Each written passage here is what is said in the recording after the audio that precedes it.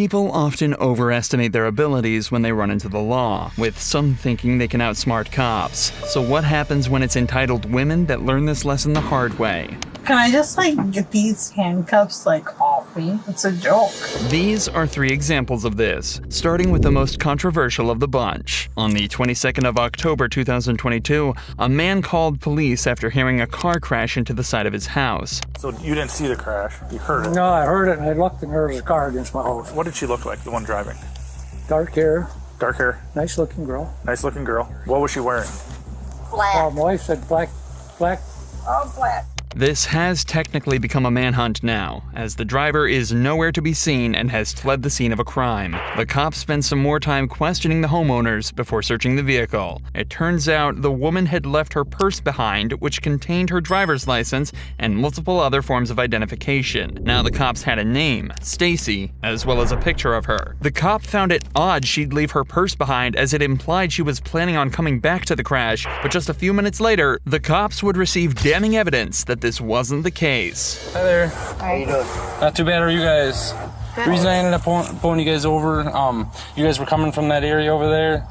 Did you end up just getting in a crash? No, we live around there, but yeah. What's your name? My name? Yep. Stacy. 10-4, I've got her over here. It is Stacy. Okay.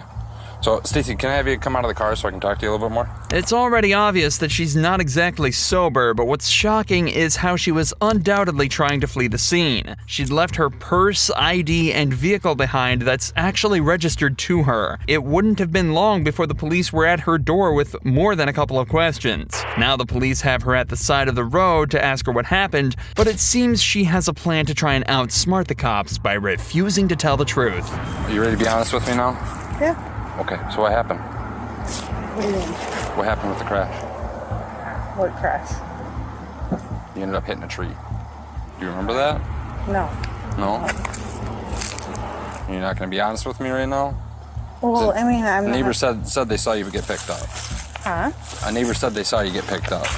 Okay, well, I mean, that's fine.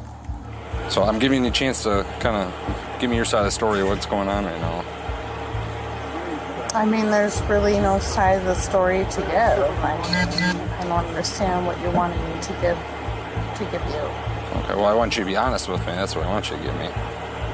Well, there's nothing to be honest about. I mean, Stacy seems to think that she didn't do anything wrong, or at least believes that she can lie and outsmart the cop by telling a different story. But remember, the homeowners told the cops that they saw a young woman wearing exactly what Stacy is wearing exit the vehicle and leave the scene. It's pretty obvious that she's lying, but Stacy doesn't seem to realize this and continues to lie through her teeth to the officer. the truth is, my car is, probably at my house.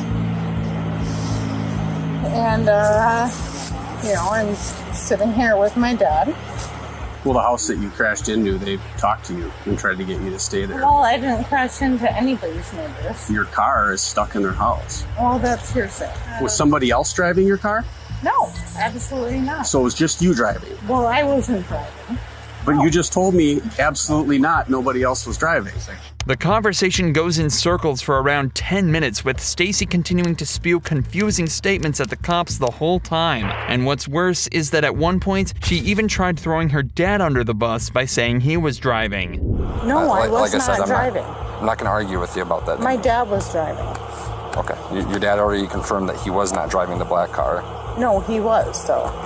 He's driving the vehicle. And so, I mean, what can I do? Okay. I don't want to... Right now, what you can do is you can give me an answer on whether you would want to do some field testing right now. No, I don't want to, because he's the guy that was driving the, So you're passing your options to do the field testing? Yeah. Okay. So at this point, you're going to be under arrest, okay? Why? Because you're very intoxicated.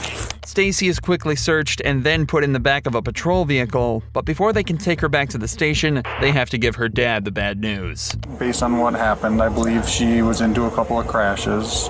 She hit a tree in a house. Oh my God. Somebody The house itself. Yeah. Anybody else show up with her when she got there? No. Did she say she was with somebody? She babbled something. We're, and then, you know, and I couldn't make sense of anything. Sure. She was probably so worked up. Can you please inform me what I'm being charged with? Yep, I told you it's going to be an OWI. It'll be 4th.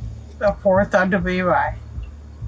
But I wasn't driving. And you did hear that right. This was her 4th drunk driving charge, proving precisely what type of person Stacy really is. And of course, she also caught a hit and run charge for fleeing the scene after causing property damage. But Stacy wasn't nearly as entitled as this next girl, who had a plan to get out of her reckless driving charge. I'm too cute for prison. Don't do that to me. On January 5th, 2022, officers responded to a car accident. As soon as they got on the scene, they were given some useful intel by a witness. She's drunk, and she already said that I don't want to get a DWI in a single car. Okay, thank you. Was she in the wrong lane? No, she was on that side. See, I was coming this way right before the curve, and she blowed around me. Blowed around another car to make the curve. Jump the curve. See her train stop there, hit the curve, and then slack this. I don't know what the deal was. And it sounds like this driver completely lost control of the vehicle and was lucky nobody else got hurt. But if they want to understand exactly what happened here, they're gonna have to talk to the driver, and it doesn't take long for them to figure out the situation. So they said you're not having anything medical? No, sir. Okay. Now, just based on this driving behavior and what people have been saying when we came on scene, would you be willing to take some standardized sobriety tests? Absolutely. How much have you had to drink today? Not very much. Okay, what is not very much? Like the legal limit. Okay, which is what? Like not very much because I ate and I drank water between the two. The driver is being honest and complying with the cop's request to take a field sobriety test. But unfortunately, the sobriety test quickly shows the cops that even if she's acting nice, she's still a criminal that put many other lives in danger. All right, man, go ahead and put your hands behind your back for me, okay? You're being placed under arrest for DUI. All right, I'm gonna have to pat you down before I put you in my unit, okay? The cop pats the girl down before placing her in the back of his patrol car and reading her rights. But this is when she starts to put her plan into action that she thinks will cut her loose. I'm so sorry. I'm so sorry. God. You don't need to apologize. You know, I'm doing my job, that's all. I know, and I respect that. I respect. Have you ever been arrested for a DWI before? No, sir. I've never been arrested, period, so... I hope at least I'm like one of the cuter people that you've had in your cop car. Do not confirm or deny, please. Yeah, I can't talk about that. Yeah, you can. For legal purposes. I'm too cute for prison. Don't do that to me. Anyways, I'm sorry you're stuck with me, though. That's alright, you know. I've been, like I said, with worse. Back at the station, the seduction doesn't stop. Alright, so I'm gonna count this in front of you. I remember you would come up to the Alcatillo with your face mask and I'd be like, that man is so fine. Yeah. And then, like, respectfully, though. Oh, yeah. Obviously, because, like, I'm a mess right now. You had your face mask on, but I was like, that man is so fine. Yeah, don't worry about it. Let's get back to business, Nobody though. wants to date anyone that's looking like this, so, yeah. You are such a handsome man. Oh, thank you. I appreciate that. I do. Okay. I'm getting prepared. Yeah. I'm sorry. You don't need I hope I haven't been disrespectful. No, I hope I haven't been disrespectful to your job. But even as she waited for her medical examination, she couldn't resist flirting with the officers in an attempt to lessen her sentence. What do you suggest? You're there, so go ahead.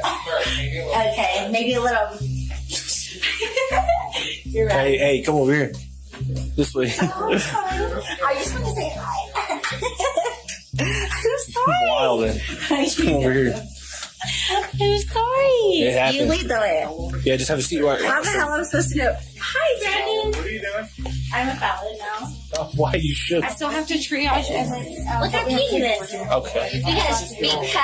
Because you're so cute, sir. Oh, yeah. Thank you. I appreciate that. Hey, might as well just be happy if you're in a shit situation. You shouldn't be. Plus, I got stuck with this cutie. I got stuck with the cutest one. Yeah. Thankfully, this didn't seem to change anything in her charges, as she was hit with an aggravated DWI and reckless driving. Many people are critical of this girl's actions, but positivity and attempted seduction is much more preferable to violence and hostility, and especially preferred over this. Stop right now! This time, the officers were called into a domestic violence case between a male and a female. As the cops arrived, the officers noticed the woman disengaging and walking away from the scene. Miss, stop! Stand there. Okay, I won't. Stand there. Stand there. Stand there. The cops yelled at her to stop, but before they could react, she started to sprint away from them.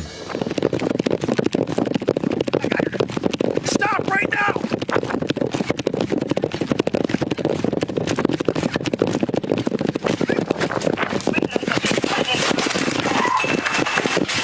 Get off of me!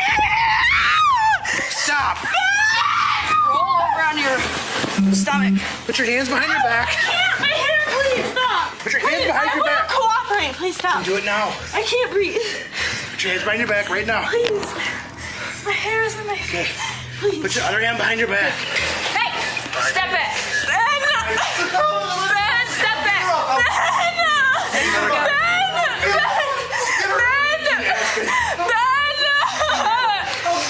Looks like her master plan didn't work out too well. The cops have dealt with plenty of cases like this and know they will have to be firm with the woman or else she'll keep screaming and resisting.